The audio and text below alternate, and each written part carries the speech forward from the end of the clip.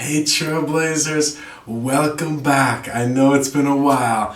I'm now the ESL Trailblazer. Let's make something happen. So I just want to remind everybody out there that if you are viewing this video, these videos are meant for mostly teachers to give you some fresh ideas that are practical and useful for your students, and to maybe mix it up a little bit from those rigid and maybe old school course books that a lot of us have to use in our classes. Okay, if you are an advanced student, upper intermediate or even above, these videos can be helpful for you because there is language that's covered, but mostly for teachers who want fresh ideas on how to improve their classroom and encourage your students in particular to speak more.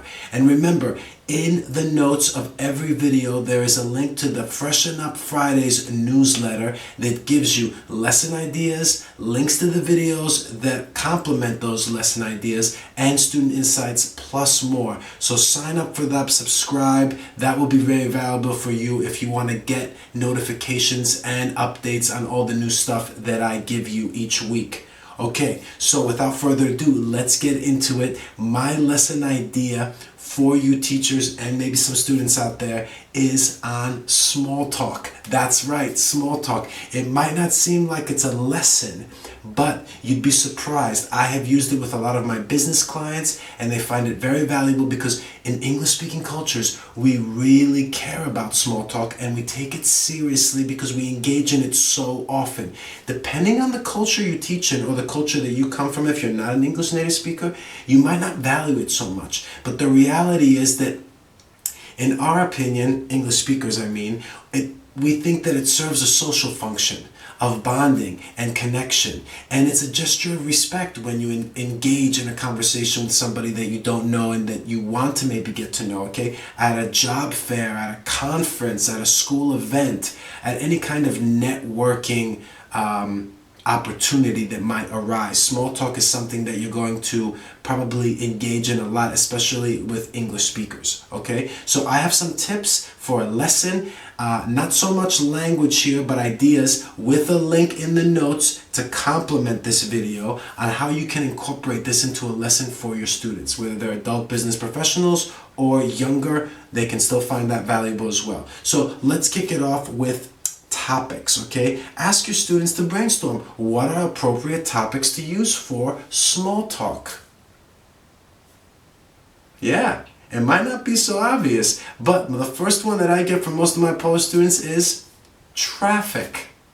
And my reaction to that is big no-no. You don't want to talk about traffic with a stranger because guess what? It's always going to be negative and it's always going to be about complaining. That's not what you want to talk about. That conversation is not going anywhere real fast, and it's going to be quite sad to talk about, right? Because when do you ever say anything good about traffic? Yeah? Okay? Not good, anything interesting. Okay, so here are some topics that can be alternatives and actually you can engage in a conversation on. All right, so the first one is food. All right, everybody likes food. We all have to eat it to survive and live. It's our fuel, it's our pleasure, and there's so many ways you can go with it about, especially because usually with conferences or networking, we travel a lot, and that means we might want to learn about some new kind of food that place has that we have never tried before.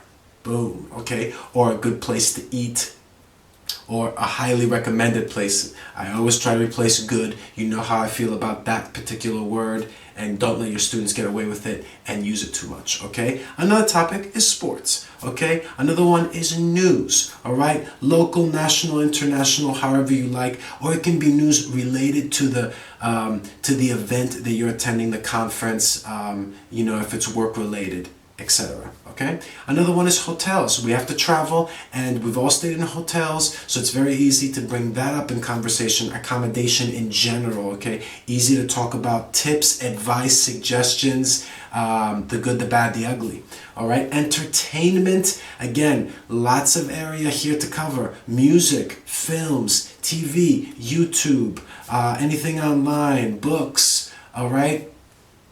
The sky's the limit. Nice expression, by the way. Okay, another one is travel. We all do it, especially nowadays. Okay, air, by train, by car, whatever. There's always something to discuss in this area. Okay, and finally, one that you might not think is an obvious one is ask for help. Okay, again, we might need tips, advice, suggestions, recommendations, and asking for help is a good conversation starter. It's small talk, it's a way of getting to know somebody. Why not? Okay, now you're probably wondering, what are the topics I should avoid talking about? Again, brainstorm with your students if you're the teacher. However, I've already mentioned traffic. A few others that have come up in my lesson are, maybe again, they're obvious, but they're good to cover just to make sure. Religion, finances, politics, and maybe too many personal questions, okay? Someone is not going to feel comfortable if you're asking very personal questions, okay? You're wondering maybe, what else can I do in this lesson? Just that, brainstorm on topics? That's not a very interesting lesson. Where am I going to go with that? Well, wait a second here. Small talk is very closely linked to conversation tips and how to have good conversation. So there's a few areas here that you can cover. Questions to ask and things to remember to do. There's also this great video that I've made about conversation in general. You can watch that after this one. But just remember, always ask questions, obviously. But what kind?